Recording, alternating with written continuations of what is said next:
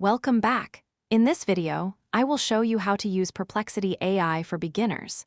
If you're new to Perplexity AI, this tutorial will help you get started and make the most of its powerful features. So let's get started. First, open Google Chrome and search for Perplexity AI. Open the official Perplexity AI website and sign in to your account. Once you're on the home page, you'll see a search box. Simply type any question or topic you want to learn about and press enter.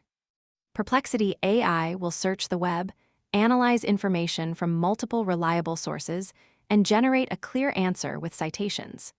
You can click on any source to read the original article or ask follow-up questions to continue the conversation. You can also upload documents, search for images, summarize articles, generate reports, and research almost any topic using simple prompts. The more specific your question is, the better the results will be. Perplexity AI is a great tool for students, professionals, researchers, and content creators because it provides fast, accurate, and well-organized information all in one place. And that's it. You've successfully learned how to use Perplexity AI as a beginner. I hope this video helped you. If you found this tutorial useful, please don't forget to like this video, subscribe to the channel, and share it with others. Thanks for watching.